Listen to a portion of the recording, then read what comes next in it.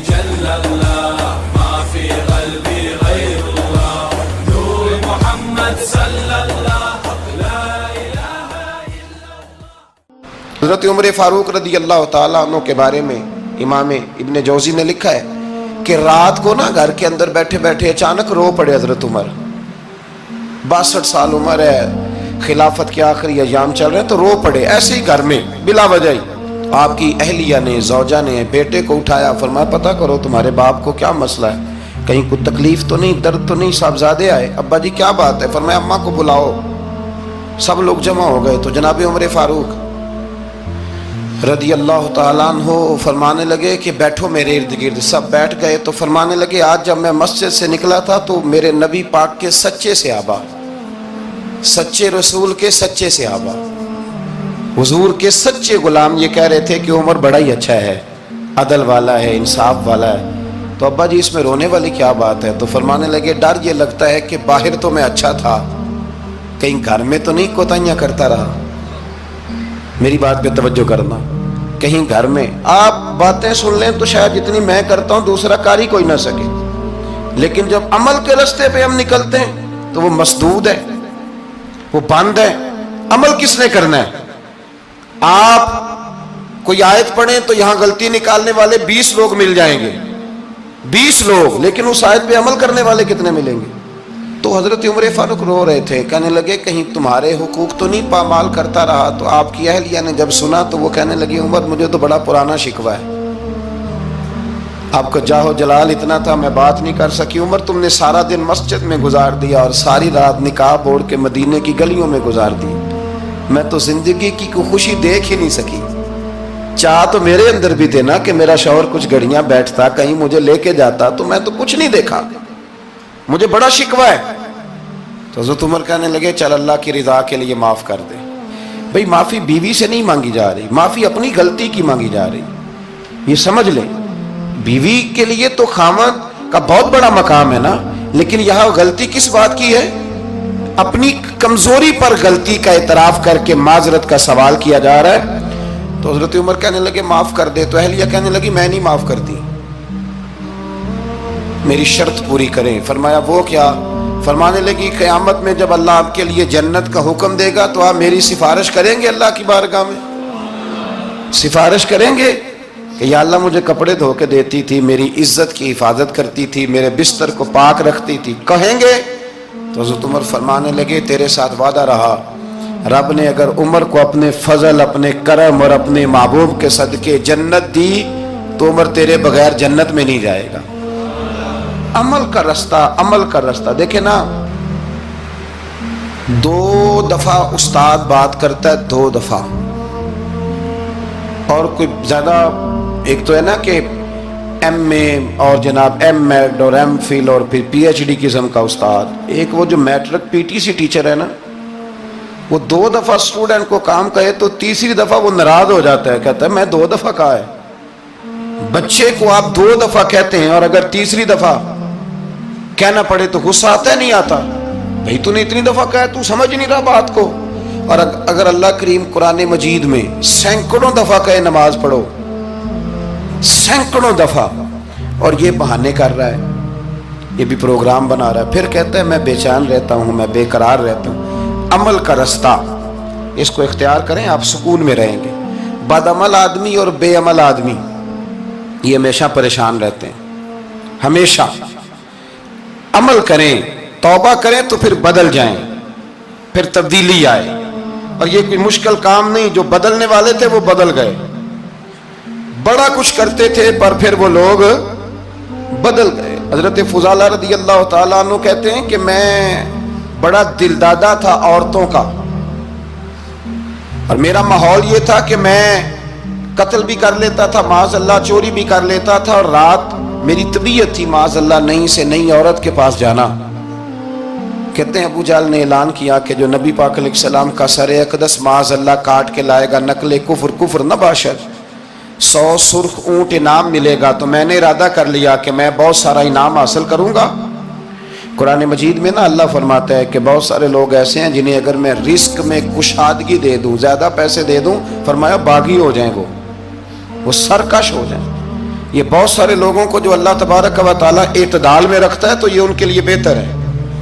ہر بندہ دولت کے ہوتے ہوئے نیک ہو سکتا، تو یہ اللہ اگر رکھتا ہے نا اعتدال میں تو شکر کرے اللہ کا، ورنہ تو لوگ عیاشیاں کریں، پتہ نہیں کیا کچھ کر گزرے. تو حضرت فضالہ کہتے ہیں کہ میں نے خنجر تیار کیا اور میں نے بغل میں اس کو چھپایا، اوپر میں نے چادر اوڑھ لی. اب مجھے پتا تھا ظہر کی نماز کے بعد نبی پاک صلی اللہ علیہ وسلم طواف کعبہ کے لیے، بیت اللہ شریف کے طواف کے لیے جاتے ہیں. کہتے ہیں میں بھی اس طرف بڑھا. رستے میں نا وہ خاتون جس کے گھر میں نے رات آنا تھا، میں نے دروازے پہ دستک دی. میں نے کہا کہ تیار رہنا، تیار رہنا، آج میں بڑے پیسے لے کے آؤں گا. اسے میں نے یہ کہا اور پھر میں چلا گیا بیت اللہ شریف کا طواف کرنے. کہتے ہیں اللہ کے محبوب بھی طواف کر رہے تھے تو میں نے بھی طواف شروع کر دیا.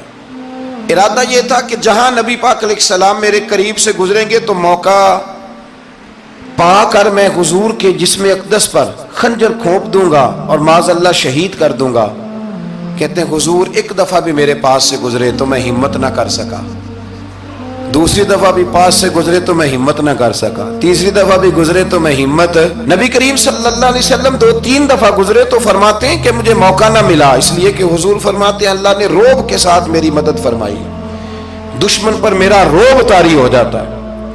فرماتے ہیں جب چکر پورے ہو گئے تو محبوب کریم نہ چھٹے چکر پہ فرمانے لگے فضالہ چکر ایک رہ گیا ہے، بے خبر ہو جو غلاموں سے وہ آقا کیا ہے، ایک پھیرا رہ گیا ہے. کہتے طواف مکمل ہو گیا تو محبوب میرے قریب آئے، فرمایا وہ کام کرتے کیوں نہیں جس کے لیے آئے تھے. میں نے عرض کی یا رسول اللہ کون سا کام، کیسا کام؟ اندر تو چور تھا نا، بانج فقیروں کسے نہیں ماریا اے ہوئی چور اندر دا، اندر چور تھا نا. کہتے ہیں حضور نے مجھے کندھے سے پکڑ کے ہلایا، فرمایا کرتے کیوں نہیں؟ جب حضور نے ہلایا تو وہ خنجر بھی پیروں میں گرا اور میں بھی رسول اللہ کے پیروں میں گر گیا. میں نے کہا حضور مجھے کلمہ پڑھا دیں. کہتے ہیں حضور نے پہلے میرے دل پہ دست مبارک پھیرا، پھر میرے نبی نے مجھے کلمہ پڑھا دیا. اب نا مرید ہونے والا کہتا ہے کہ جی آہستہ آہستہ میں ٹھیک ہو جاؤں گا. اب وہ آہستہ آہستہ کا کیا ترجمہ ہے یہ بالکل سمجھ نہیں آتی. بھئی کسی بندے سے 5 لاکھ روپیہ لینا ہے تو اس سے وہ کہتا ہے جی میں آہستہ آہستہ دوں گا، 500 روپیہ دے دیا کروں گا روز کا، تو کہتے ہیں میری رقم خراب ہوتی ہے، پورے دو. اور نیکی کی بات جب آتی ہے تو کہتے ہیں حضرت صاحب دین اتنا سخت نہیں ہے، میں آہستہ آہستہ ٹھیک ہو جاؤں گا. اب میں مغرب عشاء پڑھنی شروع کر دیا میں نے، اب میں تسبیح لے لی ہے کل میں نے، بھی آہستہ آہستہ میں ٹھیک ہو جاؤں.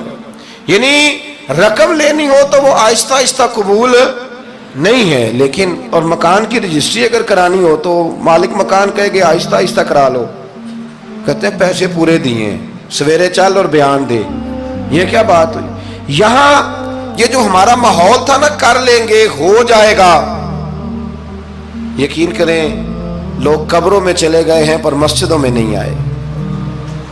ہر کام سے لوگ ریٹائر ہوئے پر گناہوں سے ریٹائر نہیں ہوئے. آخر تک تباہی اتر گئی لیکن لوگ بدلنے کو تیار نہ ہوئے. حضرت فضالہ کہتے ہیں ابھی میں نے کلمہ پڑھا، ابھی میں واپس آیا، رستے میں وہ بی بی کھڑی تھی. کہتے ہیں میں وہ شخص تھا کہ عورتیں مرتی تھی میرے اوپر اور کسی کی جرت تھی کہ وہ آئیں بائیں شائیں کرے، لیکن فرماتے ہیں میں بی بی کے پاس سے گزر گیا. پہلے تو اس کا خیال تھا رکے گا، لیکن جب میں رکا نہ تو دروازے پہ آئی، اور جب میں گزر گیا تو اس نے آواز دی، لیکن میں نے سنی انسنی کر دی. جب آگے بڑھا تو میرے پیچھے دوڑی. فرماتے ہیں مجھے پکڑ کے کہنے لگی فضالہ تجھے کیا ہوا، تو وہی نہیں جو یہاں سے گیا تھا؟ آپ فرماتے ہیں میں کبھی نہیں رویا تھا، میں کبھی نہیں رویا تھا. اور جب کہا نا تو وہی نہیں، کہتے میں نے سر اٹھایا تو میری آنکھوں میں آنسو تھے.